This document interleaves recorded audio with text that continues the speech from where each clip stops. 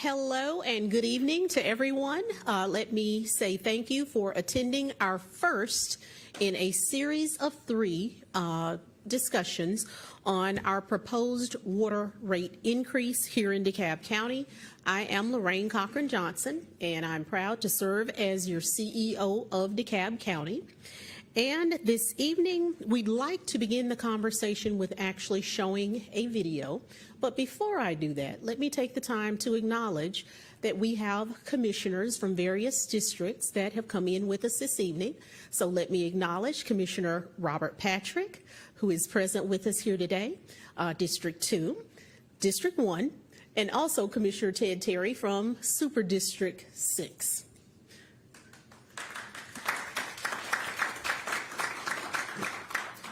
Let me also say thank you to our technical team, and for those of you who are joining us online this evening, we are proud to offer hybrid options here in DeKalb County to maximize participation. This evening, let's begin with a video that will help localize the issues that we're dealing with as it relates to our water and our wastewater needs. Moment for DeKalb County, our water and sewage flows through a time-worn system that faces growing challenges. The project will improve and upgrade approximately 13.3 miles of sanitary sewer system ranging from 12-inch to 72-inch diameter. The primary components include replacing and upgrading approximately 13 miles of gravity sewer ranging in diameters from 12 to 72 inches. We've reached a pivotal moment for DeKalb. Crossing underneath the Interstate 20 and Interstate 285 connection of numerous existing residents and businesses, and removing aged infrastructure. Obviously, I can hear, although I can't see, that we are having some technical difficulties. So we will attempt, I'm sure, again.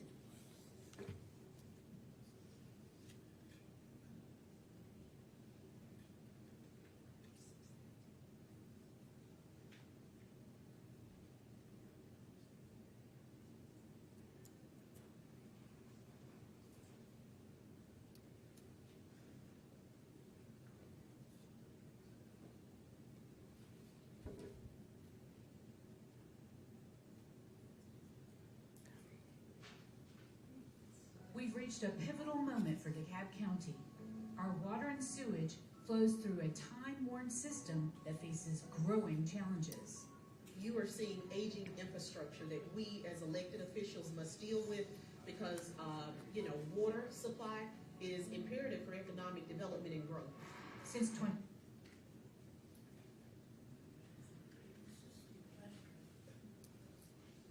and sewer infrastructure. This includes fixing more than 165 sewer spill sites, replacing 90 miles of water pipes, and optimizing our systems to save $164 million through cost reductions and increased revenues. At the heart of our drinking water system is the Scott Candler Water Treatment Plant, a facility first built in the 1940s.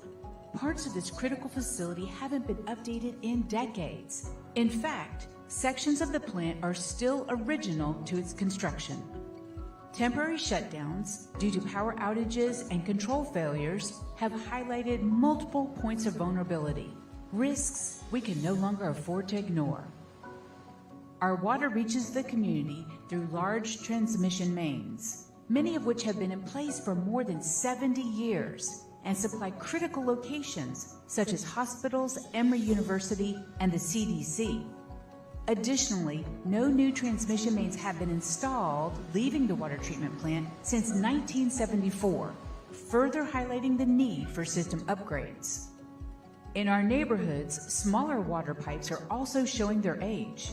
Approximately 9 miles of these pipes are older than a century, and nearly 200 miles have been in place for more than 75 years. It's no surprise that for the last decade, the county has averaged about 950 water main breaks a year, roughly 3 a day. But the challenges don't end there. DeKalb's sewer system spans more than 2,500 miles, some of it dating back to 1910.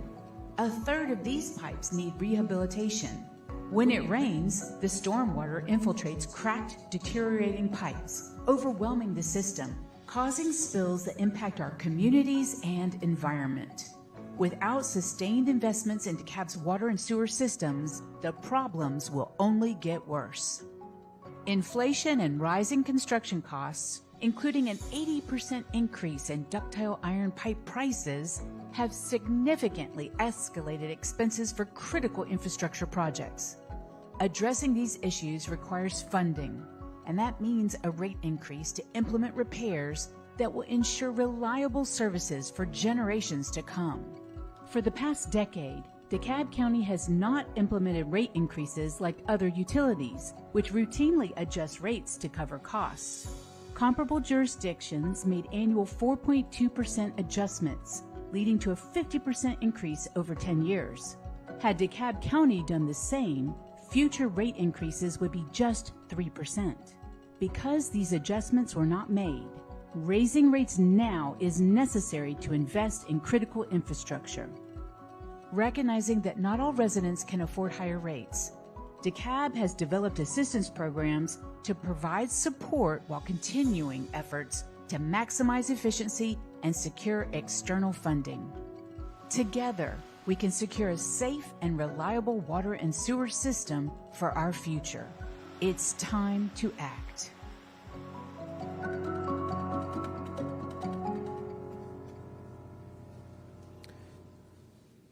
Thank you all for sharing the video. Let me say good evening. I see others continue to come in. We're happy to have you here this evening. And as CEO of DeKalb County, it's my responsibility to ensure that we are transparent, accountable, and also proactive. So in addressing these issues tonight, we gather to discuss the impacts every resident and business in our county must face, and these are associated with the future of our water and sewer infrastructure. Of course, the video set the tone for what we're dealing with here. We have 9 miles of pipe that are over a century old and over 200 miles that are over 75 years of age. Recently, the water main break that you saw in the video is from a 1941 pipe, cement pipe. So across DeKalb, and I do want to be very clear that unfortunately aging infrastructure is nothing new, but in DeKalb we have come to a very critical issue. And water is one of our most fundamental resources, and it is a human right. It powers our homes, of course, businesses, hospitals, and schools, but yet our county continues to grow. And as we grow, so does the demand on an aging infrastructure system. As the video said, we are averaging in DeKalb County 950 water main breaks on an annual basis. And that breaks down to about 3 per day. And that's what the average consumer does not see. But our goal is to provide clean water and also answer questions. In terms of our Scott Candler plant, it is the only source of clean water. I want to be very clear, there are those who would perpetuate that we don't need a rate increase at all. There are those who would develop a plan or a course of action without understanding that everything that we do at this moment, because we are under federal consent decree, must be approved by the Department of Justice. It is not the independent discretion of the Board of Commissioners of DeKalb County to create an arbitrary course of action. We are under a consent decree. So we know that this discussion about rate adjustments, it's not going to be easy, but we also know that the cost of inaction is far greater. And that's what we've dealt with for the past several decades. So if we do not act now, we risk system failure and higher cost in the future and economic setbacks that will affect all of us, and in particular certain communities that are associated with the Snapfinger Basin. This is not just about upgrading pipes and treatment plants. It's also about protecting public health and supporting economic development so that we are able to move progressively forward as a county in the future. So tonight you'll hear from a variety of experts in a variety of key areas who will explain the state of our water system, Also, they will discuss the investment that is required to bring our system into good repair. So I want to thank each of you for being present with us. Look forward to your input, your partnership, and as the CEO, I look forward to us making the right decisions here that are necessary to upgrade our aging system. This evening we have with us, our distinguished panel will begin with Attorney Maria Hauser, and she is the Director of Environmental Compliance, CIP, and Consent Decree. She serves as the first Director of Environmental Compliance here in DeKalb, and she leads the implementation of the $1.5 billion sanitary sewer system improvements that are required by our consent decree. She has an undergraduate degree in mechanical engineering from Georgia Tech, as well as a master's in business administration from the University of West Georgia. And she also is an attorney who practiced environmental and natural resource law prior to joining DeKalb County to administer our consent decree. I'm going to go ahead and introduce all of our panel members, and then I'll allow you guys to approach one by one and make your presentations. Next, we have Jacob Vallow. Jacob is DeKalb County's first Chief Development Officer in DeKalb County. I'm very excited about his presence. I look forward to working with him to help us build DeKalb, particularly Central and South DeKalb. He is a resident of DeKalb County who brings more than 25 years of both private and public sector experience to his role of moving infrastructure, community development, and economic development projects forward. He spent nearly 19 years in commercial real estate development, investment, as well as capital raising roles. And he served as the Assistant General Manager of MARTA, in charge of transit-oriented development. He was Chief Development Officer of a family office and estate portfolio, which focused on the revitalization of key transit-oriented assets across downtown Atlanta prior to joining DeKalb County. Next, we have one of our infrastructure partners with us this evening, and this is Arcadis Vice President Robert Rahl. Mr. Rahl has served the water industry for 25 years. His experience includes providing financial management consulting services to water, wastewater, solid water, and stormwater systems. And his experience across the United States provides advisory services for some of the nation's largest utility service providers. He is the Vice President of Arcadis and leads the firm's financial services practices of North America. Also this evening, we have with us DeKalb County's own Chief Financial Officer, Diane McNabb. She has served as Chief Financial Officer for DeKalb County since 2016 and brings over 45 years of experience in government finance, accounting, and reporting. Prior to DeKalb, she was the Director of PFM Financial Advisors and held leadership roles in public finance, securities, and public accounting, including with KPMG. A retired CPA, she served on national finance committees, presented at industry conferences, and was recognized for excellence in governmental accounting education, and holds a BS degree in accounting from the University of Alabama. War Eagle.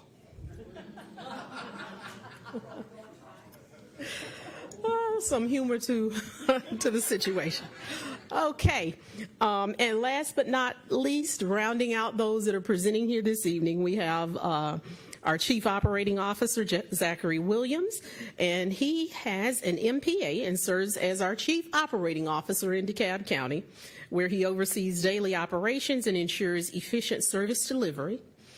He reports to both the CEO as well as the BOC and 19 other departments as well. He has a distinguished career in public service and has held leadership roles in counties and municipalities across the Southeast. Prior to joining us in DeKalb, he served as the county manager for Fulton County, where he led capital improvement programs and implemented a nationally recognized health equity initiative. His past roles include Assistant County Administrator in Broward County, Florida, and Assistant City Manager in Coral Gables, Florida. He is a credentialed manager by the International City and County Management Association and holds a bachelor's degree in criminal justice and a master's in public administration from California State University, Long Beach. And at this time, I will take my seat and we will allow the presentations to begin.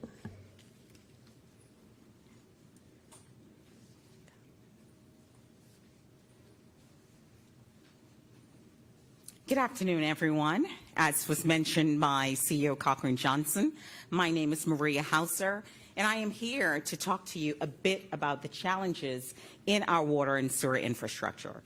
So everybody saw the video, and you saw a couple of challenges we've experienced over the years, as well as when you entered in, there were some poster boards up there regarding solutions. What I'm going to essentially sum up by saying we are at a crucial juncture. This is a time, you know, the name of the town hall is really a call to action. So at this crucial juncture that we are experiencing as a county together, we want to act. So some of the challenges we have there, the pictures you're seeing, the Beaufort Highway break, I don't know how many people remember that. Commissioner Patrick raised his hands. Believe it or not, that middle picture, that is at our water treatment plant, and those blue pipes there are literally holding up the building. That's our electrical building, which holds a lot of the controls. On the other side, we have everything that's gushing there. That's actually out of the sewer system. So we have a call to action to address a lot of these critical challenges. Before we go forward, I would like to go backwards. So let's start at the beginning. Where did this all start? Well, our first pipes, they were laid in 1909. Since then, DeKalb has grown quite a bit. If you look at the 1900s, we were about 90,000 people. We're more than that now, about 763,000. So that's a huge growth. Well, how did we do with keeping up with our water and wastewater systems? Well, let's start with when did we form what is now known as the Department of Watershed Management. That started in 1940. And the population has grown since then, about 9 times what it was back then. Additionally, in 1940, we had the building of our first water treatment plant. So you see that on the screen there. It's supposed to be a blue dot. It's coming. There you go. Which indicates when our water treatment plant came into being. And that's significant because I want you to remember that. The next dot you will see on the screen is the last time we built in DeKalb County a transmission main. So what's a transmission main? Anyone heard about that before? Okay, we have one hand. Well, it's really the arteries of our water system. It's the huge lines, whether they're 30-inch, 48-inch, 54 inches, that take the treated water from our water treatment plant and bring them to the community where we have even smaller pipes that goes to your streets and the parks and businesses to your home. The last one we actually installed in DeKalb County was back in 1974. So 50 years, half a century with no additional transmission main. And that is significant because you see the population continue to grow beyond that red dot. Okay, let's get into some of the issues. And we're going to start where we produce and treat water. In the northern portion, you see of the county, we take water from the Chattahoochee River. It is our only source of water in DeKalb County. And we put those in reservoirs, and we take the water from the reservoirs, and we treat that water and convert it into drinking water. With our sole system, the Chattahoochee River, we also only have one water treatment plant, the Scott Candler Water Treatment Plant. Most of the metro area, or I should say no other metro utility, has only one source of water and one treatment plant. So you can imagine we really need to take care of it. Unfortunately, we upgraded only a portion of that 1942 plant in 2007. The remnants of it are still the 1942 era in the plant. So that's one issue we have outstanding that we do need to take care of, and it is a challenge. Let's go now back to our transmission mains, the arteries of our system. So this is where we're taking water from the plant and carrying them through the big pipes, for example, the break we had on Claremont. We are seeing a challenge because they're undersized. Remember, we have not installed a new one in 50 years. Because they're undersized, to get water to all of DeKalb County, particularly South DeKalb, we have to apply additional pressure to get the right amount of water to all of our customers. And that exacerbates the problem, because if you have aging pipes, now you're applying more pressure on them. Well, that's a recipe for disaster. So it's a challenge we have to face. Additionally, we have clogged pipe. As you can see, the pipe in the top side, when old cast iron pipe tends to have problems with tuberculation, and they become clogged, so it becomes even a greater issue of getting water to our customers. We already mentioned the system is aging. You saw how long pipes have been in place. So 40% of our system, will be over 70 years old. During the video, it talked about, 200 miles of pipe, and CEO Cochran Johnson reinforced that. 9 miles of pipe are over 100 years old, so we have challenges there. And of course, unfortunately, we are seeing catastrophic breaks. So you have examples on the screen there where you've seen pipes that have catastrophically broken. So that's another challenge that we are going to have to tackle together. Let's switch now from our huge transmission mains, the arteries of the system, and let's get into the community. The sizes of pipe that you, at your home, you're connected to, or your businesses, or where you play or work in DeKalb County. We have experienced a significant amount of breaks. CEO Cochran Johnson mentioned the over 900 breaks, and that is a challenge because experiencing almost 3 breaks per day puts a lot of pressure on our system, and it's unplanned, which means we have to respond, which means it's more expensive whenever you're responding to something that is unplanned and an emergency. We actually started investing in that system to bring it down from the 1,200 level, which was horrendous.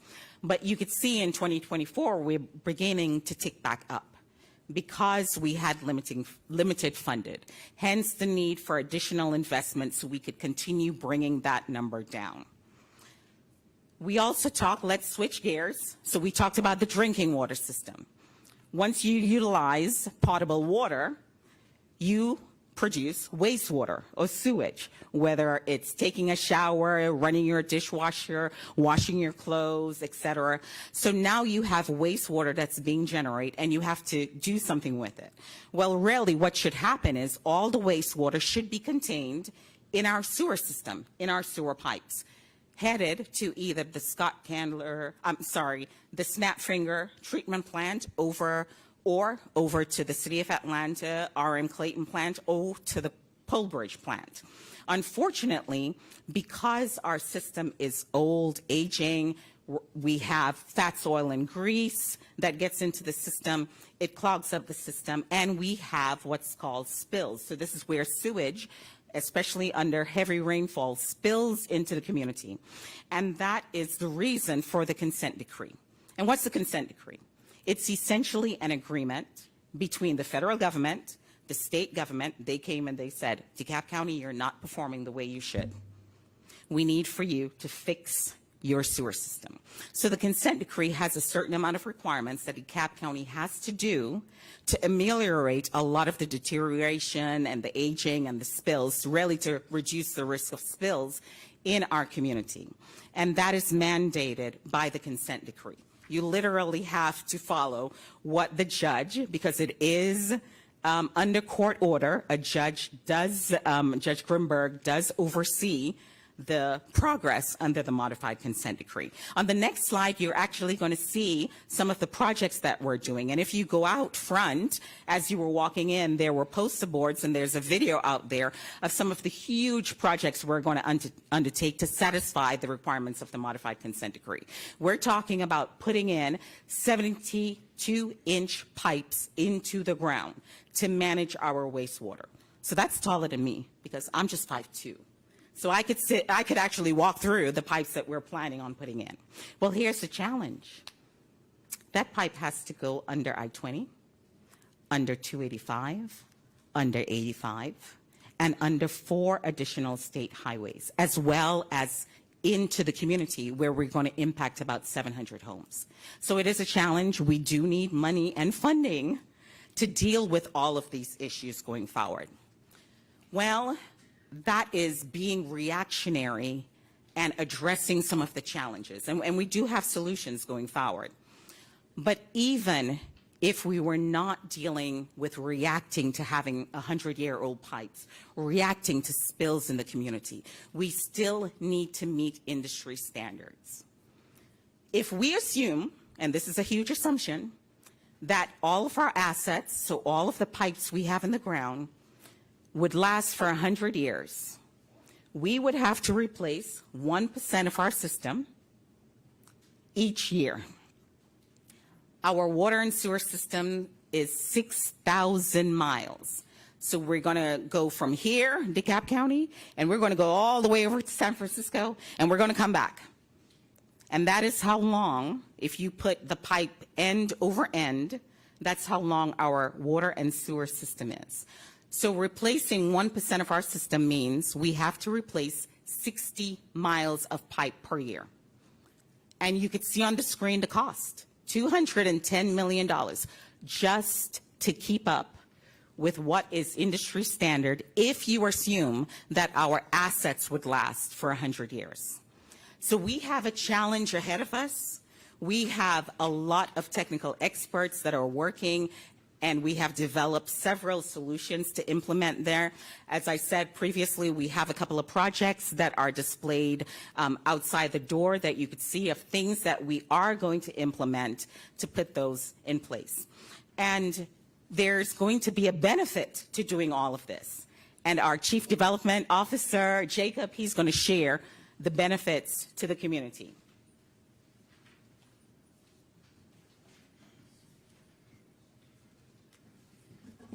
Good evening. Good to be with everybody.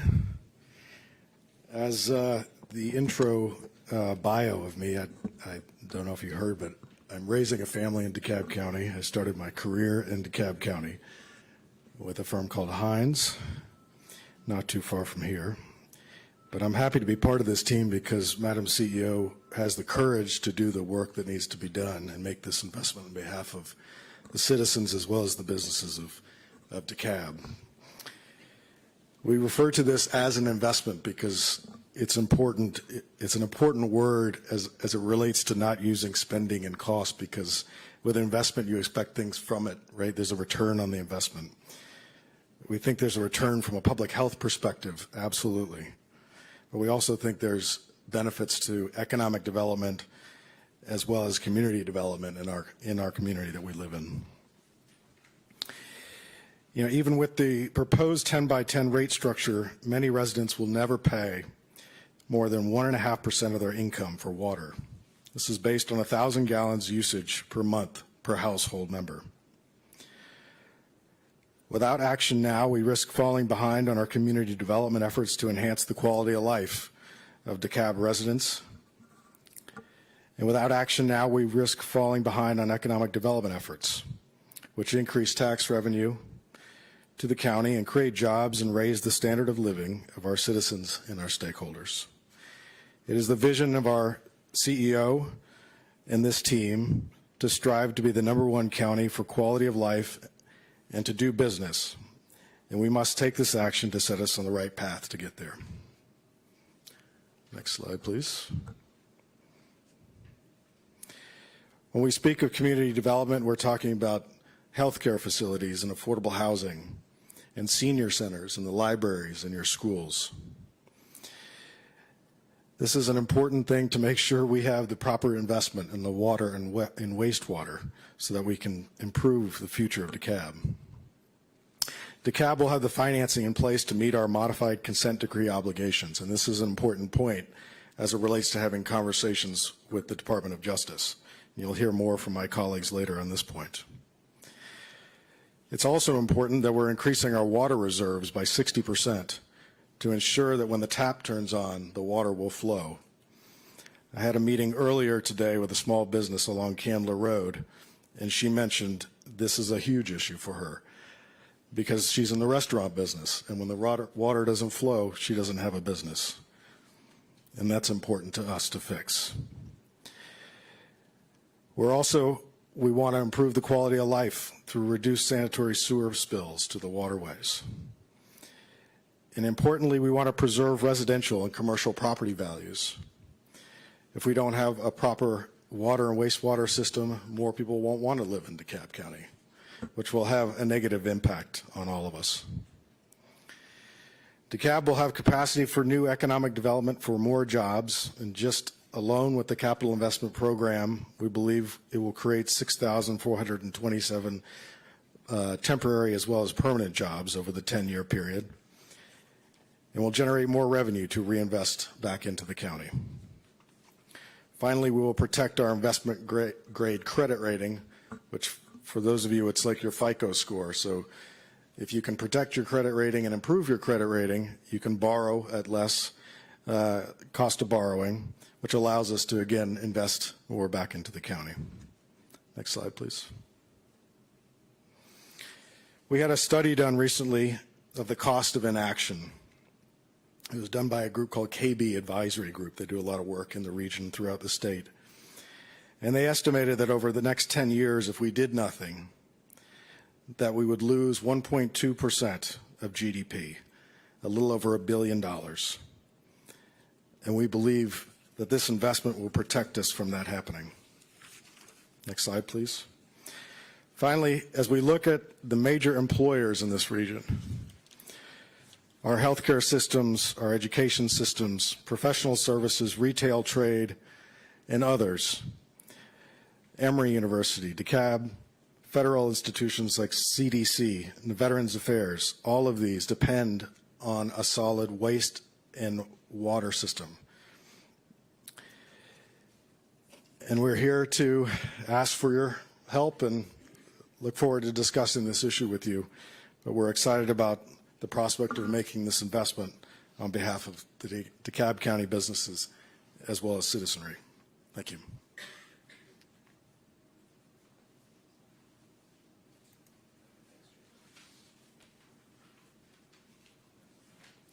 Thank you, and I'd just like to thank all of you for your time this evening. As was mentioned in the introduction, my name is Robert Ryle, and I lead the financial services practice for a firm called Arcadis. We're a global infrastructure engineering firm, and in my role, I have the opportunity to work with many, many large water and sewer service providers around the country, including DeKalb County. And I want to share with you this evening what's going on at a national level. But the infrastructure challenges and the investment that you're hearing about this evening is not limited to DeKalb County. But there is a real crisis in terms of water and sewer infrastructure throughout our country. And I want to share with you some of that evidence and also share with you what are some of the funding mechanisms that other utilities are using in order to address this issue. The figure that I'm showing is a chart out of a recent study completed by the American Society of American Civil Engineers. But they completed an analysis considering what is the funding need nationally for water and sewer infrastructure over the next 20 years. And that number is $3.3 trillion. That's the need. The current plan funds $1.1 trillion. So there is a significant funding gap, $2.2 trillion in infrastructure need and infrastructure gap nationally in water and sewer infrastructure.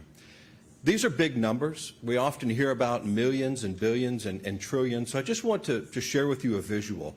But this is what $1 billion looks like. The water and sewer investment that DeKalb County needs is over 4 times this amount, just to put this in perspective.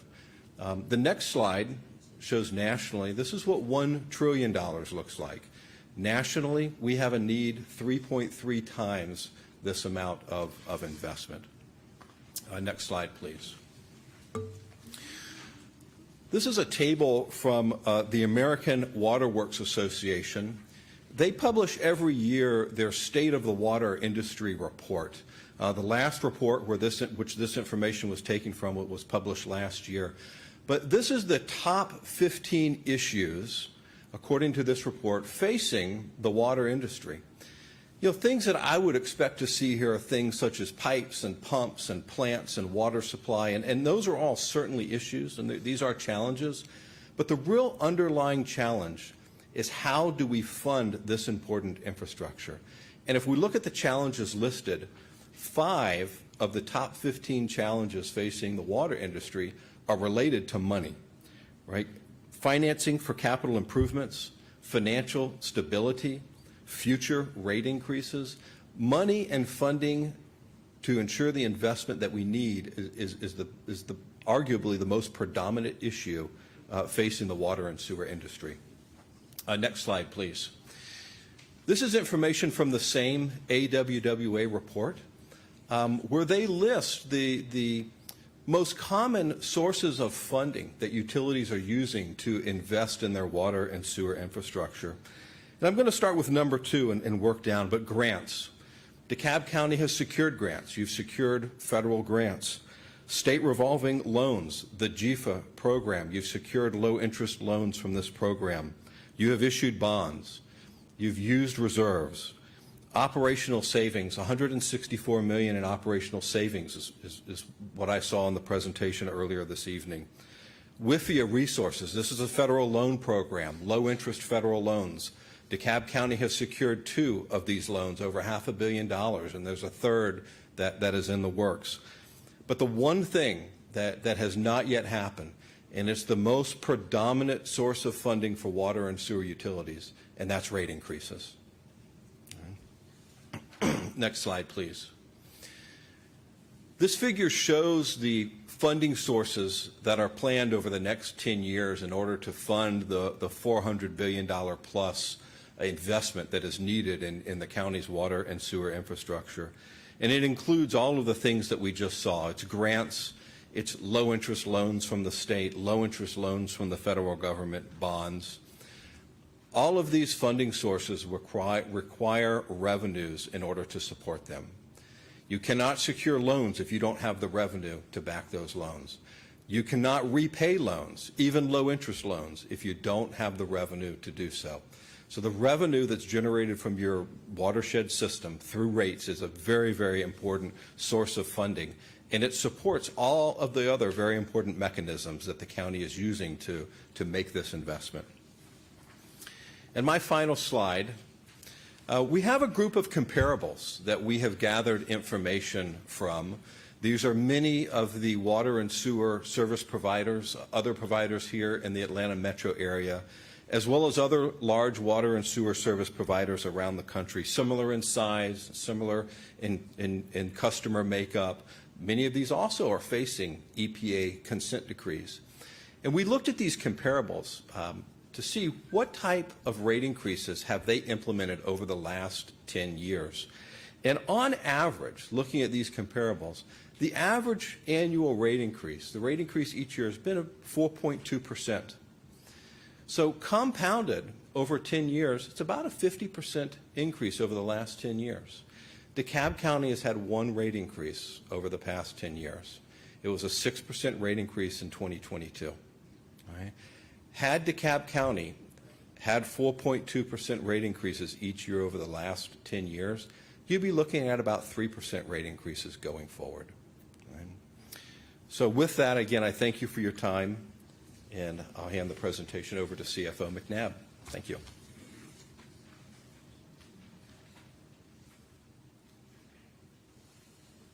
Thank you, Robert. And good evening, ladies and gentlemen. It's a pleasure to be here to share our knowledge and take your questions. I'm here to talk about the more boring part, the money, when everybody's eyes begin to glaze over. But let me start off by saying that the proposed rate increases take into consideration the funds that we need to efficiently operate the system to produce the water, as well as the funds required to maintain our capital investment in good working order, including the consent decree requirements. First thing that we try to do is to meet all of our bond requirements. These are covenants that we have entered into with bondholders and lenders that provide guidance on how we must operate in order for them to invest in us. One of those, in the covenants that we do experience, generally the primary goal is to maintain financial stability. And in order to do that, in addition to us following those requirements from our lenders, we establish financial metrics that will help us meet those requirements. And those metrics would include things like minimum cash balances that we need to maintain to operate, making enough money to make all of our debt service payments. So we developed those metrics.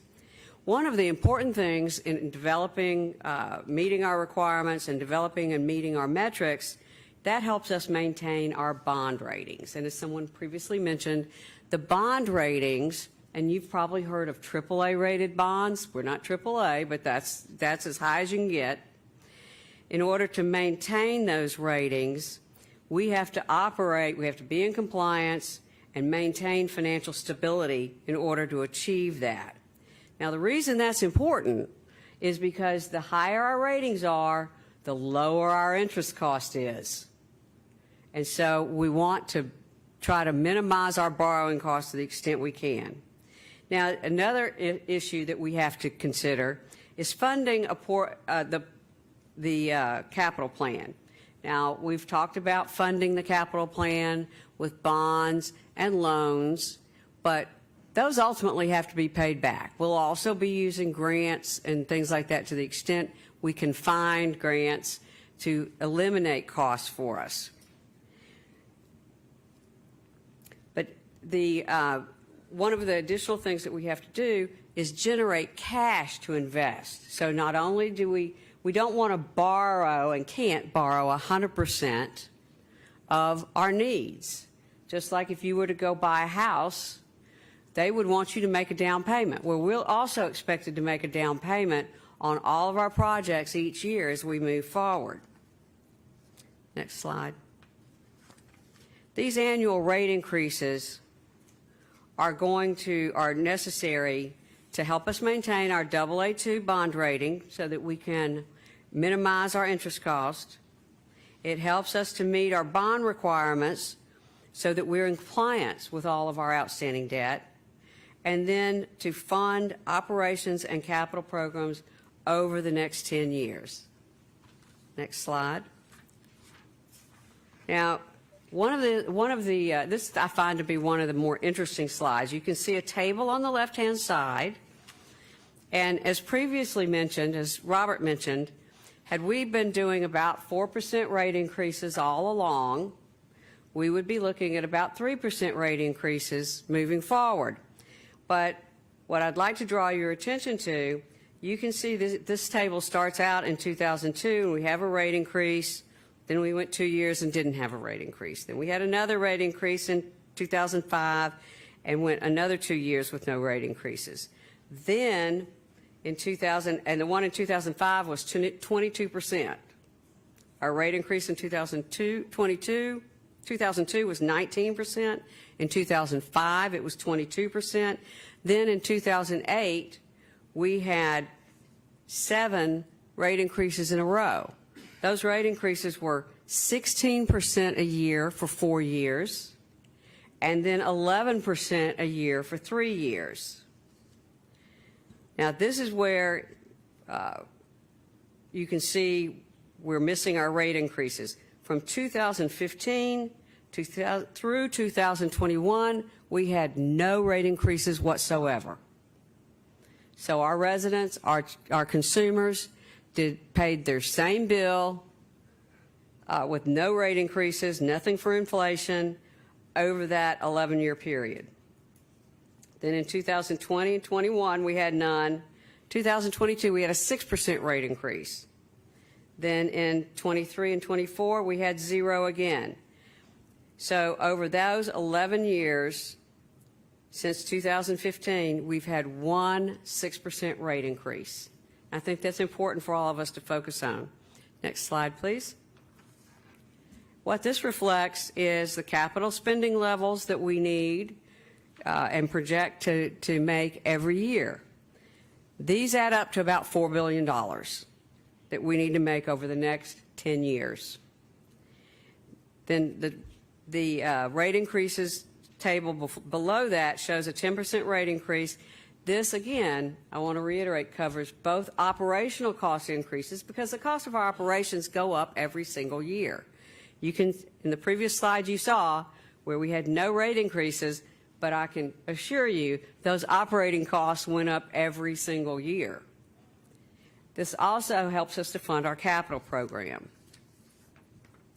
Now, next slide. In addition, moving forward, in addition to rates, we're going to maximize our low-interest loans. We're going to get complete the Water First designation so that we can lower our state interest rates by 1%. Then we will apply for low-cost state funding in 25, and we will apply for a third federal funding loan in 2026. Again, all of these are low-interest loans, but again, while we will use these to fund our capital improvements over the next several years, we will also have to use rates to repay those loans. In addition to those using low interest rate loans, we will continue to work toward reducing our water loss, which is just an additional operating cost for us, through new leak detection technology. We will continue grant funding applications to maximize the grants. And, of course, we all know that right now, these things that we're counting on for the federal government may not show up.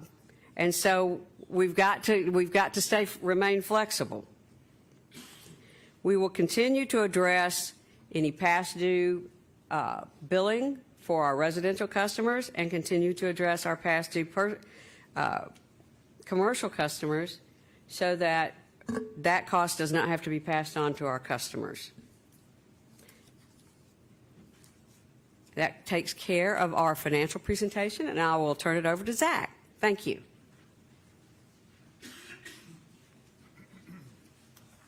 Thank you and good afternoon. My name is Zach Williams. I'm the Chief Operating Officer, and I'm going to talk about customer affordability considerations. One of the things we wanted to ensure we did as we looked at what we needed to address in terms of raising of fees and generating revenue is to ensure that those persons who are low income, very low income, economically challenged are not simply left behind. So recognizing that, what we did is we developed a series of programs characterized as DeKalb Cares, programs that seek to mitigate the impact, quite frankly, on our residents who have economic challenges in paying. So those income-eligible residents would be able to qualify for various programs, including the Customer Discount Program. So those persons who are eligible based on HUD guidelines in terms of economic income are able to apply for and be admitted to a program where those residents would receive either a 10% discount or 25% discount, depending whether they are low income or extremely low income residents or households. In 2025, a low-income eligible family would be a family of 4 making approximately $55,000, a little bit less than $55,000, and extremely low would be a family making a little bit less than $33,000.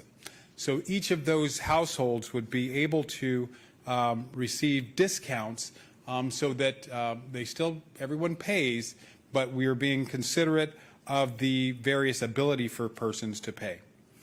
We are also developing and will be implementing a customer assistance fund. Many utilities have a fund where payers are able to contribute a certain amount of their bill to a pot, if you will, and then residents who face financial hardships are eligible to apply and receive temporary assistance and bill paying. So we will be creating that type of program kind of to assist those, and that would not be income eligible. That would just be people who fall on hardships and have challenges paying a bill at any given point. Extended payment plans. We are seeking to provide up to 7 years for customers who have disputed bills once we resolve the dispute. If there's large bills that have been accumulated, we are seeking to give up to 7 years for persons to repay those bills so that it's not an economic hardship that immediately, disrupts a household. So we're trying to be as sensitive as possible by creating programs like that. We're creating an amnesty program. So income eligible clients who maintain payment for a year would be eligible under certain circumstances to have past due bills waived as long as they're income eligible and they stay current with their bill for a certain period of time. We have implemented repair of private infrastructure programs, and this is something that was born after time and again we would see households where you'd have these enormous bills, and we're trying to figure out why is this happening? Well, time and again you had circumstances, often with seniors, certainly with people on fixed and very limited incomes. The reason their bills were so high is that they had leaks that they couldn't fix. Okay, and so the water bills would just accumulate and accumulate, and is really just continuing to dig a hole. We've created a program to assist those residents to get to address the underlying issue of the water being utilized, and quite often it is a leak, and then they will be able to catch up with payment and so forth. We have programs where we'll be converting from septic tanks to sewer. That's a popular program where residents can apply if you live in an area with that's on sewer and get tied into the overall sewer system, go from septic to the sewer. The creation of the Office of Customer Advocate, and that is something that is unique. There's not many organizations that have something like that, but we have recognized over time that residents, quite frankly, feel most comfortable with a program much like that, where their disputes can be resolved by someone who is independent of the finance department, independent of the utility customer operations, independent quite often of the COO or CEO. This would be a customer advocate whose sole responsibility is to review, analyze, and make judgment calls on what is the best course of action in advocating for the customer, but with being mindful of what all the facts are and where the facts lead. So I think that is a very progressive and unique thing that we are seeking to do. Next slide. So the commitment to the community. Our commitment to the community is reflected in the following principles. Next slide. We've carefully evaluated the investment opportunity. We're confident it will address the county's needs and benefit its residents for generations to come. We have stood before you in the past, and we've talked about needs that may be more short-term. The long, the short, the fact is, what we're here today to present is here's what we need, what the county needs, not only to sustain, but in order to ensure development in the future. We have robust methods in place to ensure responsible management of the funds. We're committed to ensuring a transparent process. Transparency is critical, and we recognize that. In order to not only often earn, but certainly to maintain the trust of the public, We need to come out, we need to talk, we need to listen, and so that's what we're doing. And the team before you is prepared to address any issues because we recognize that we are in this together. Okay, this is a DeKalb County need that affects north, south, east, and west. It affects government, private industry, and everyone in between. Next slide. Our experienced team and available resources position us to successfully deliver this program. So we're not just saying that here's what we need. We have assembled a team. The CEO has assembled a team who will deliver. And you can rest assured that if we receive these rate increases, if we're able to implement this $4.5 billion capital improvement program, we have the people in place to deliver, and we have mechanisms and ongoing dialogue and communication so that the public can know how their money is being spent and can track along. And we pledge to maintain transparency by providing regular detailed progress reports. Okay? So what is one of the biggest challenges with government, quite frankly, at all levels? It's not knowing what's going on behind the curtain, right? Well, the curtain is open. Okay? We are here to talk with the public, to advise, here's where we are, here's what we need, and rest assured that we want to share, we want everyone to understand that we are asking you for an investment in our collective future. Next slide. As it comes to transparency, one of the key things is where can you find information?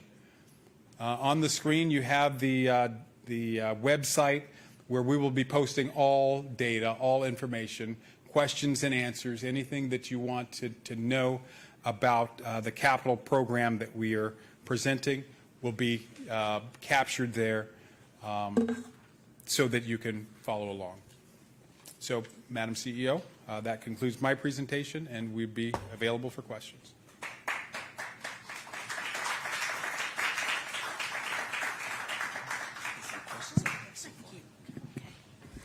All right, let me say thank you to the panel members for the presentation. And I have been given a series of questions that have been asked. And at this time, we will begin going through these questions. Hopefully, we can get through them all. So the first we have is from Ms. Geraldine Penn. I live by the plant. How will any work on the plant impact our homes? When you say the plant, are you referring to Scott Candler? Okay. Let me say that as it relates to work that is associated with the plant, if there is a disruption, we will give notification of any disruption that takes place that may have an adverse effect on neighbors and surrounding community. Of course, if you're not registered currently in DeKalb County with Code Red, please do so. That is the easiest way for us to disseminate information quickly. You may have, well, during the recent water main break, as early as 6:45 in the morning, we were cautioning individuals as they arose to begin their day to be cautious with water. Thank God we did not, of course, expend all water. However, it was necessary to make the request because of the circumstances that we were dealing with. So as we're moving forward, we will notify homes if there will be a water outage in your area. Okay? I'm sorry, Madam CEO, before we begin with questions, we want to make sure that all questions are limited to 1 minute, if you'll be so kind. Thank you. Madam CEO, thank you, first of all, for coming up to Dunwoody. We appreciate the opportunity. I did a little research in preparation for tonight, and according to what I was able to find, DeKalb residents pay between $70 and $80 on average for water.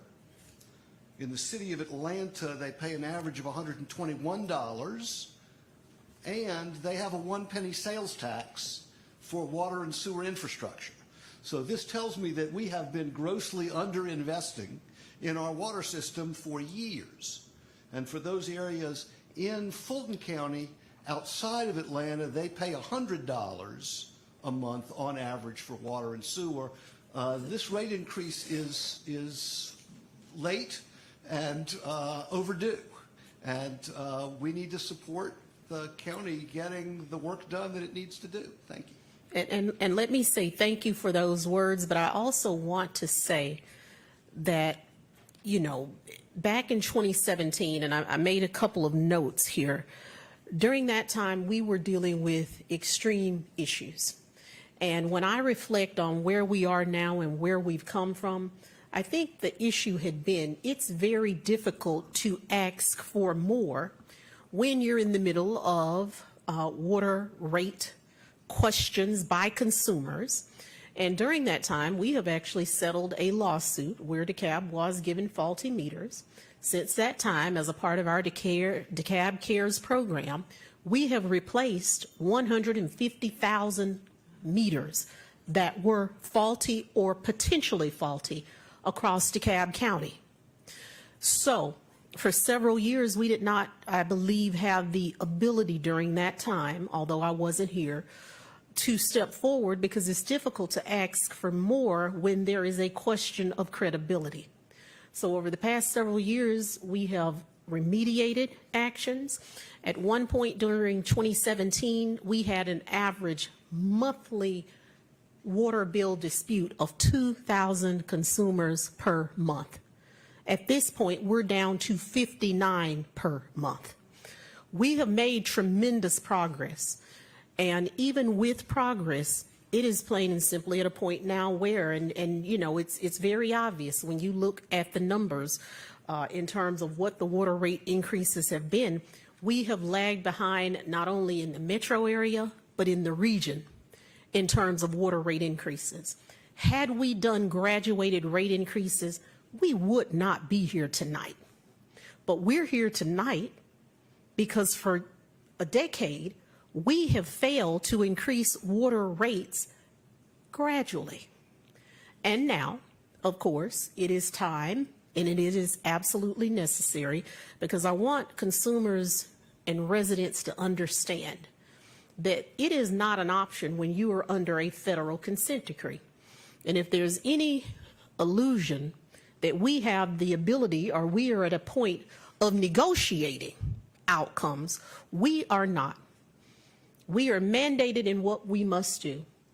And the amount of priority sewer assessment areas, in DeKalb County, we're divided into two things, PSARPs and OSARPs.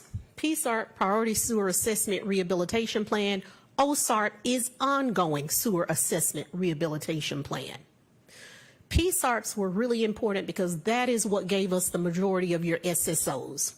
And you may notice that over the past several years, you've seen a decline in turning on the news, and there is another sanitary sewer overflow in DeKalb because we addressed, by and large, the bulk of the priority sewer assessment areas. But the thing about what we deal with is after you remediate one group of priority, due to repeat spills, another joins the priority list. And that will shift your entire intent as it relates to your remediation plan. So it has been a long journey to getting here, but we're at a point now where we must address the issue. And I'll go ahead, I'll yield to you. Go ahead, Ms. Mangum. Thank you. I, for one, do believe that if you want services, we have to pay for them. And I really applaud your efforts and your transparency. I guess my question is, according to the AJC, we've spent billions, and I don't know what the number is, over the past 10 years addressing the consent decree, although we have not met the goal. My question is, how much have we, if any, completed, whether it be by percentages or numbers? And what assurances do we have if we make this investment that we won't be in the same place in the next 10 years? Understood.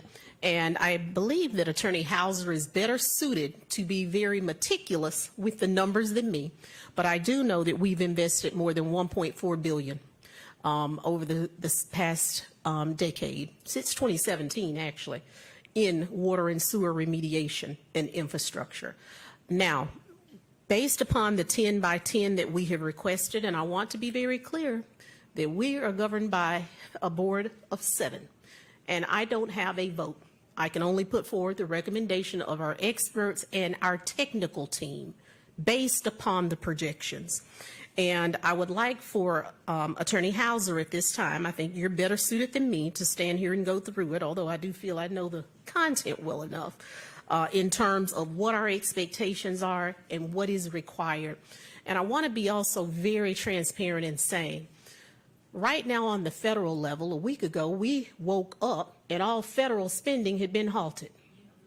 And that went on for 24 hours until a judge stepped in and said, this cannot happen.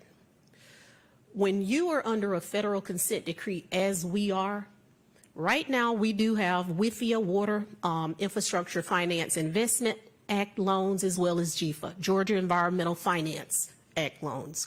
Both of those are the lowest interest loans that you can receive to do the work that we do.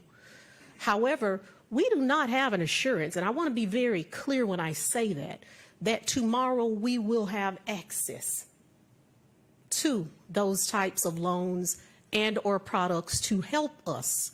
However, it does not forgive us of our responsibility to meet the terms of the consent decree. So I do not believe that there is an individual that's present here that sits on this side of the aisle that wants to have the conversation, but I have become extremely clear over the past 33 days why the conversation is necessary. So Attorney Hauser, if you would, I'll allow you to come forward, and I still have my little list here. I'll return.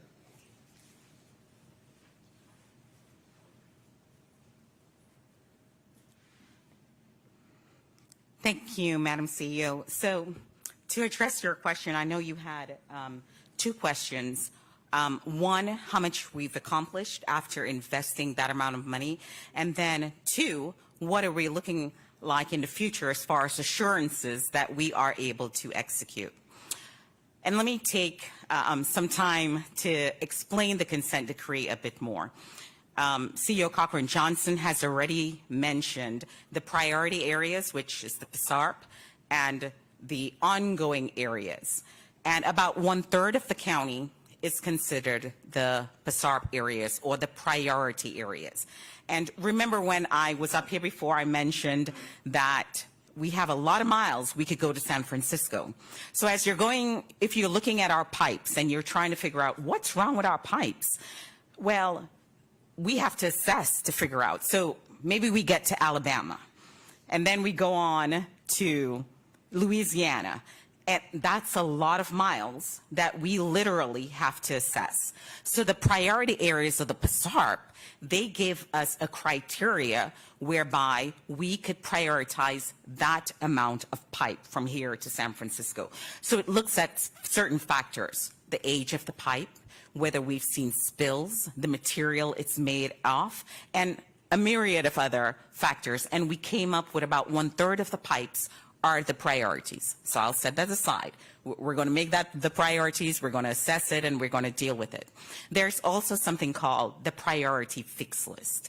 And regardless of the criteria of the pipes, we literally have to address areas that have spilled more than once within a year, within a certain, it's about 500 yards of each other. So those are called the priority fix list. When the modified consent decree was lodged, we had about 103 sites that spilled repeatedly on that list. We moved quickly to address that list, and we actually were supposed to complete, by agreement with the federal and state agencies, to complete half of that list within 2 years. So by 2023, we were supposed to be done with half. We knocked that out within a year and a half, way beyond the deadline. So as far as assurances, we are taking care of business.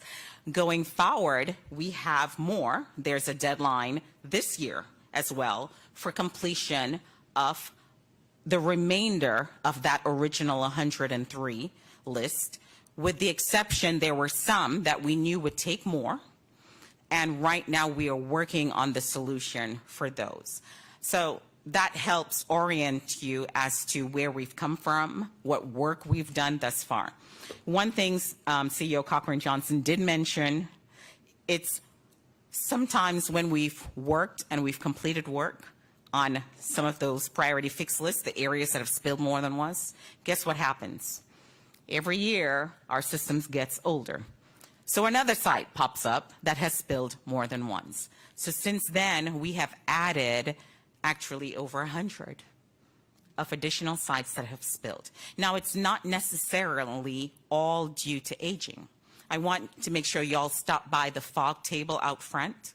Sometimes around Thanksgiving, people put a lot of grease in the sewer and they clog it up. So sometimes we actually have to go out, and the spill sites are really due to a lot of junk getting in the system, in addition to the roots of trees. So that kind of helps orient, and I hope I've answered your question on both ends. Okay. We're way behind on the consent decree. I really appreciate the work that's been done. But the consent decree, as I understand it, is started in 2011. And so we're at 2025. And so I'm wondering what's been happening over the last 13 years that we're so far behind, and that the feds are saying we just aren't. The word was inertia. I mean, not my word, that was their word. And I know you're new, but in 8 years we'll have a new administration too, and we'll be right back here.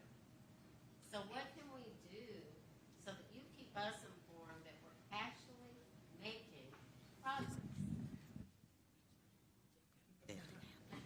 Yeah, let me say that that's a really good question. And in 2011, when the DOJ, the EPD, and EPA said, hey, it's time to get yourselves together, for several years, that was during a period of our most turbulent government in DeKalb County. Okay? So, during that time, we did nothing. Let's be clear. So by 2017, we have a new administration. And by 2017, that is when we went to, I believe, that's when we had I actually did our modification in 2020, I believe it was, in 2021. Launched, But by 2017, we were given some strict deadlines to meet. And since 2017, that is when the work literally began. However, we have not brought in revenue from water rates at a sufficient level to maintain the work that needs to be done. Now, I'm not going to stand here and go into the wet water storage tanks that are necessary, that must be built. And at this moment, that is where we have honestly failed miserably. And I want to be very clear, in order to solve a problem, you have to carry the solution where the problem exists.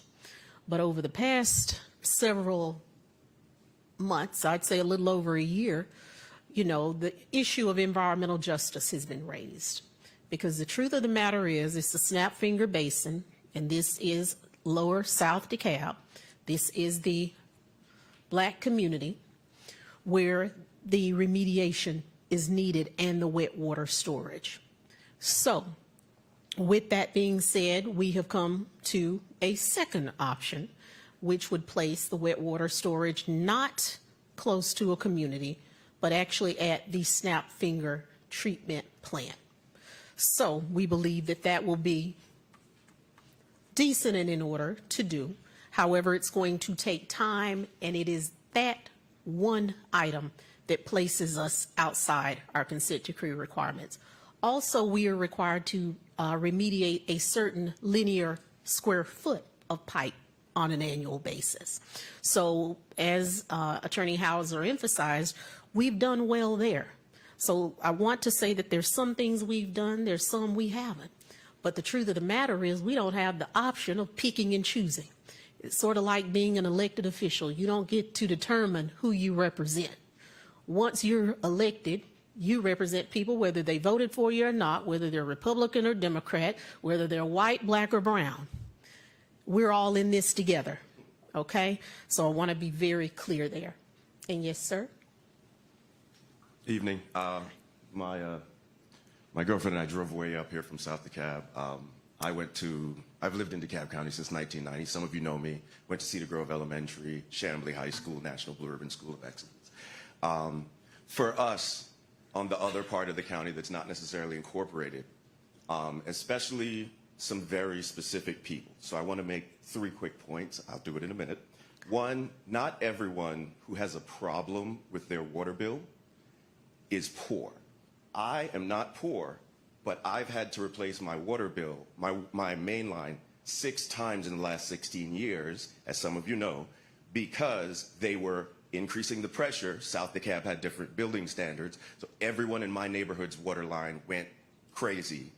A lot of the people in South DeKalb have been disproportionately affected by the things that have been done over the last 20 years to basically maintain the status quo and keep commercial interests ahead of the curve, which, when I saw your commercial interests, not one of them was below Memorial Drive.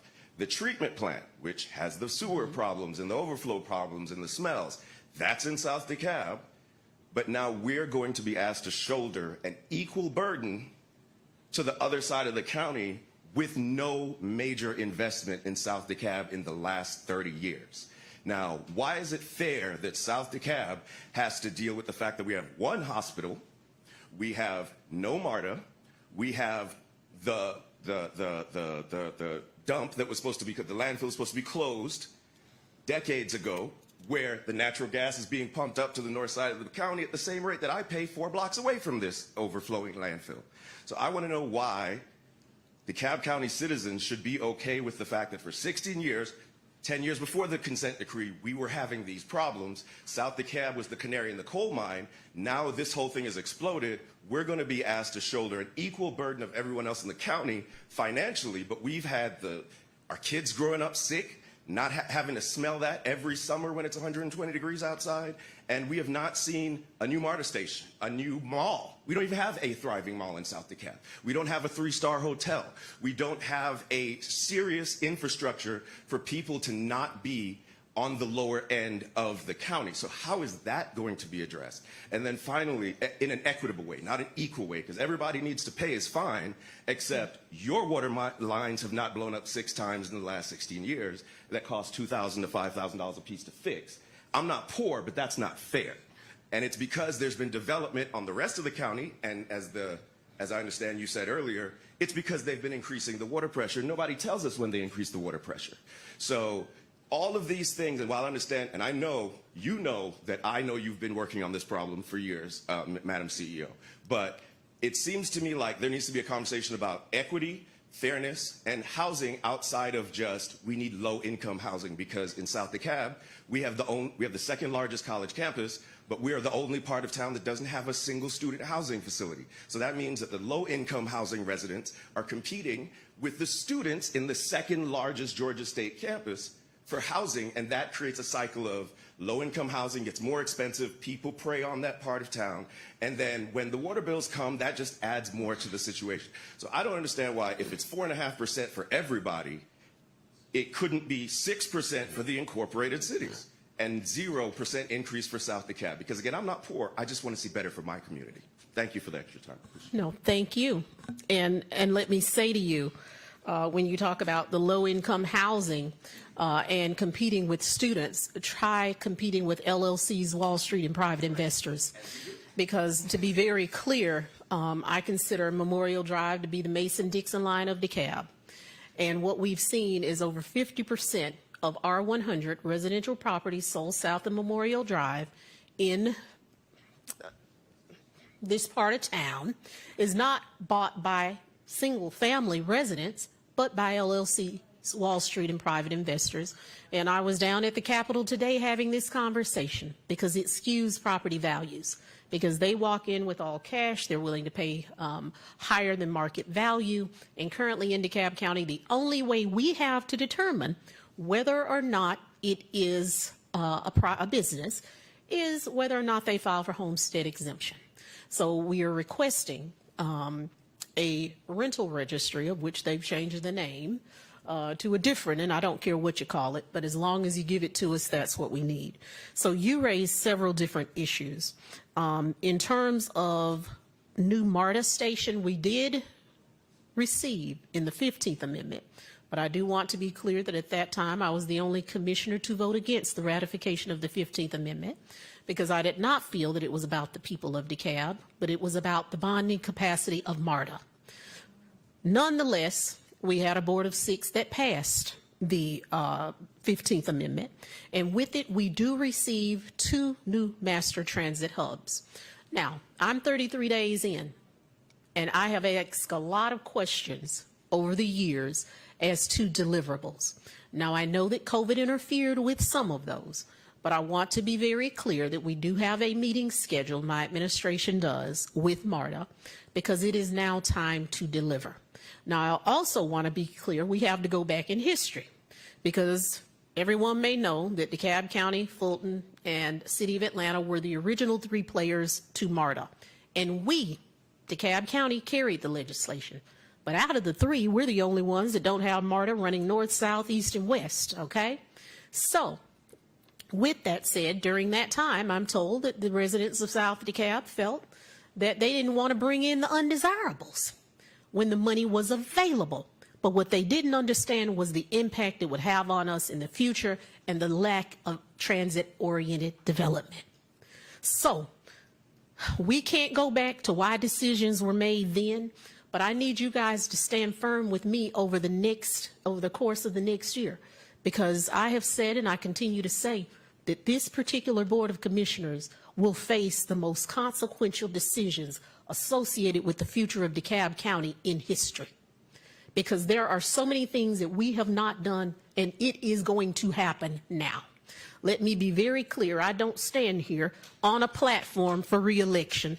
I stand here on behalf of the people and simply to get things done, because it is long overdue. So when we talk about expansion of high-capacity transit in South DeKalb, I want to be very clear. This is not about attaching a mode or an outcome to equity. I won't go into that any further, but I think the members of the Board of Commissioners understand. So we will be moving forward with, now it is necessary for us to update our master transit plan, because in government, if it is over 3 years, it is no longer considered a valid source of information. So I have already made that call out that we need our master transit plan updated, and I look forward to presenting to the residents of DeKalb County a viable solution, because our regional partners stand ready to assist us. It's just time for us to make the critical decisions, because it's not their responsibility to govern DeKalb, it's ours. Now, talked a little bit to you about housing. In terms of the equal burden, not to sound like an attorney, but that is a slippery slope. As it relates to the water pressure, let me say to you, I have learned a great deal as, you know, the former chair of Public Works and Infrastructure. And I will allow Attorney Hauser to discuss what we're seeing. And that is why it's so imperative that we act now. Because if we do not remediate the conditions that we face, we are going to see an increased decline in water pressure, and it's in South DeKalb.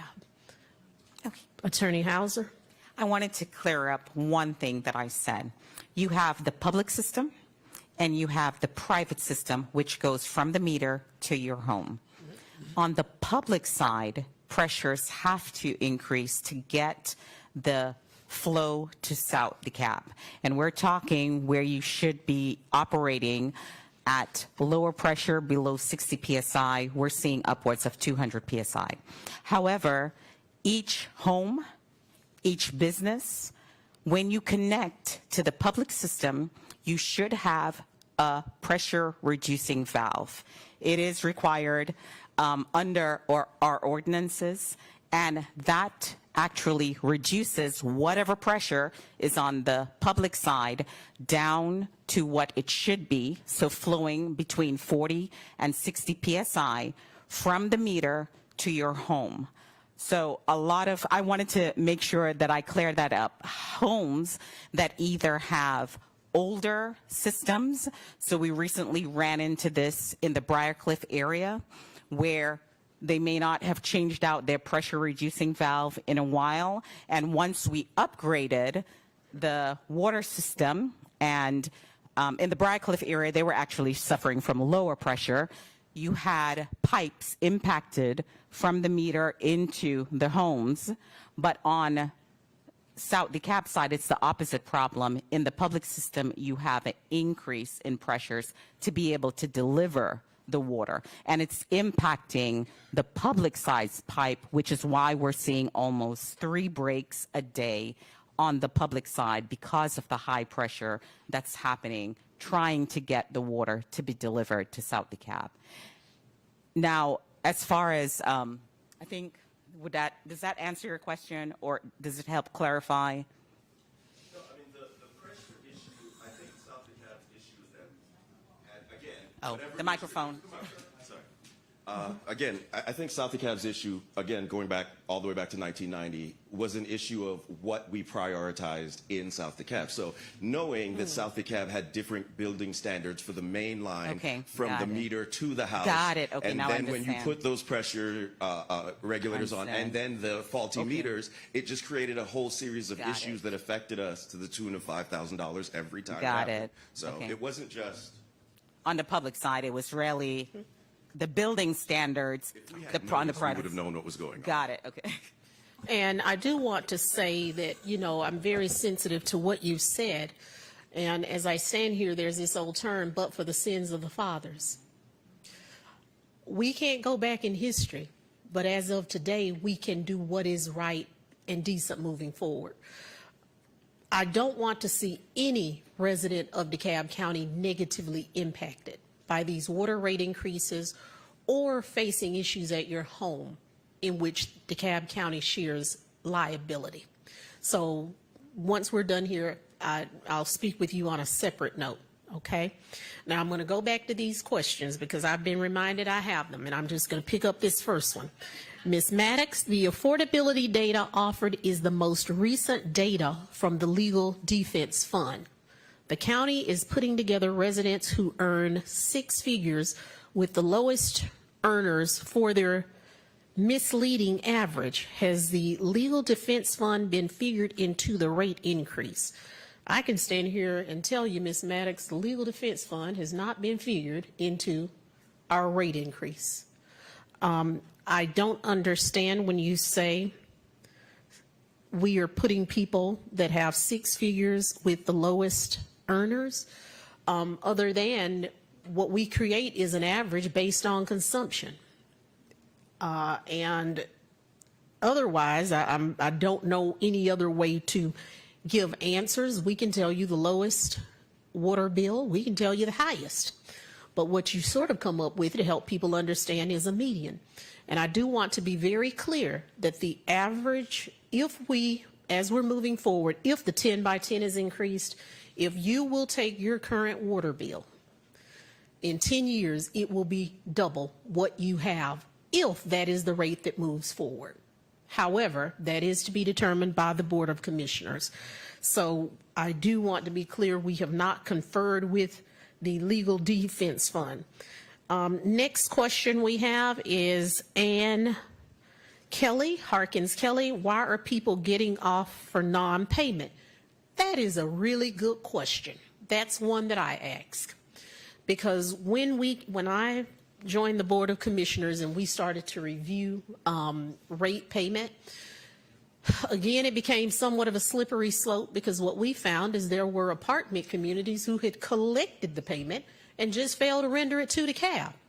So then that becomes a human issue, public health issue, because do we go over and turn off the water? Well, to be honest, we should have turned the water off a long time ago, and maybe we wouldn't be where we ended up with them because we created a cycle of non-payment with some people and even with homes. So even prior to the global pandemic, we had been very lenient. And the one thing that we learned is that that is something that we cannot be moving forward. Now, if you have extenuating and mitigating circumstances, we're all required to pay our bill. That's why we have the CARES program. Please apply for funds that are necessary. Give us a call. But moving forward, if you don't pay your bill, then you will not get water in DeKalb. We want to be reasonable, but we can't continue in that manner moving forward. Next question, why has this issue been severely neglected over the years so that we are in a critical situation? Where the current residents must now shoulder the burden. To be honest, let me say, when you say severely neglected, what didn't happen was rate increases. I don't know if you call that neglected. It was the derelict of responsibility of the governing authority of DeKalb County, if anything. But to a consumer, that may have been a benefit. But now, it's like that old saying, things go on, and all of a sudden, it can't continue as it has been. So that is where we are now. Tonight, you know, we've given you an adequate presentation to understand that over a 10-year period, we had one rate increase. And when you look across Metro Atlanta and the region, rate increases had been far more gradual over a period of time. So now we have a lot of ground to cover because we have work. So when you don't have money, I want to be very clear, it's sort of like your household. You can't spend more than you bring in. At some point, that becomes a problem. And we can no longer move forward without increasing our water rates. This is from, I believe, Monroe Brock. Governor Kemp recently announced new funding for infrastructure for the state.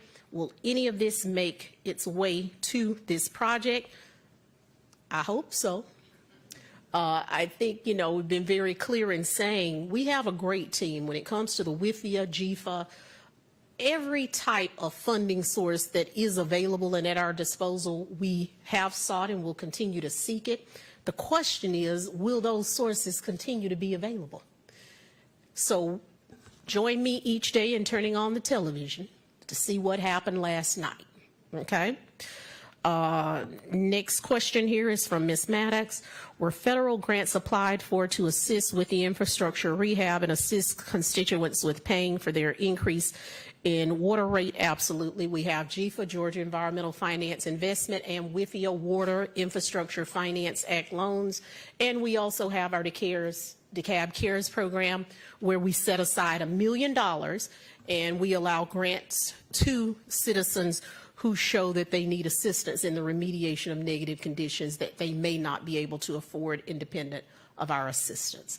And yes, sir, I'm on. Madam CEO and the panel, this is our final question this evening from our audience, but we do want to invite our audience and other questions that would like to be requested. Please, we will make sure that we receive those and answer those appropriately. We did well. We only have 3 left. Yes, sir.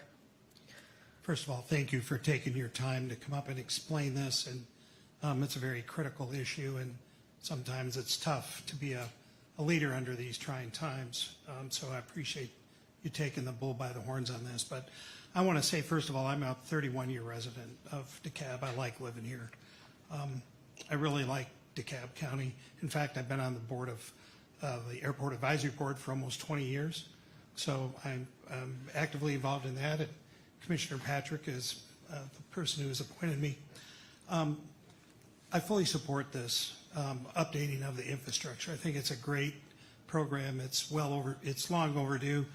But I do have one question, and that is the second bullet point that Zach Williams brought up, which is robust methods are in place to ensure responsible management of the funds, and we're committed to ensuring a transparent process. Just by rough numbers, we're looking at a $4 billion investment. Mm-hmm. I'm wondering, can we find somebody of utmost honor, integrity, and character to make sure that we don't mismanage this money? We have a ballooning, head count. The money is passed on to, friends of friends, different contractors. We need to have fair bidding processes. But I'm just wondering, how can we ensure that this robust method is in place to ensure responsible management of the funds? That's my question. And I think you can spend all the money you want, but if it's not being properly managed and it's just being and not transparent, thank you. We're just spinning our wheels here. So that's my question. And let me say that is a very good question, because as we're moving forward and walking in and understanding that we are not in compliance, when you go before the DOJ, the EPA, and the EPD, and honestly, this will be the second request for a modification. My concern is, me being how I am, I would ask you what's different this time. And we sat down and immediately came to the conclusion that we need to bring on board two different individuals here, because this should not, right down to the rate increases, should not have been a matter of discretion. They should have been taking place, and they simply did not. So we want to bring on board, or shall I say we will, we're already having conversation with agencies that specialize, one, in the procurement of water financing and funding, so that we are able to always meet our targets, and we're not sitting here again in a year or two because we don't have the money in-house that we need to do the work that's necessary under this consent decree. So that is of paramount importance. A company that specializes in funding procurement. Also, a separate advisory team. I don't want to use the term a special master, but some of you in here may understand what that is. And oftentimes, depending on going before a judge, if they don't feel that you have the capacity, then they will place a special master over you to ensure that they don't see you again, and that individual will be responsible. We have discussed in-house, and it is our intent to identify an agency that moving forward will be responsible for oversight, so that it keeps everyone on schedule. We have been proactive, and the courts will have an assurance that we have a good team around us, so that in the future we do not have these types of issues. So we are there. We are there. And if it's okay, I'd like to, since we only have two more, Ms. Penn, we've already done that one with the processors. This question says, will the proposed price increase impact just the water portion of our water bills, or will the already steep sewer portion of the water bills increase? This is strictly associated with water, this proposed increase. And sewer combined? 10, okay, 10 to each? Okay. Okay, so it becomes just 10% between both combined. So thank you for that. And actually, I think we may have gone through all the questions. We have. So at this time, thank you all for coming out. Thank you to the Board of Commissioners. I want to acknowledge that Commissioner Ladina Bolton from Super District 7 has joined us as well this evening, and we will be present. We're here to be accountable and to be responsible, because honestly, at this point, we're not in a position where this is an option. We're under a consent decree. So I look forward to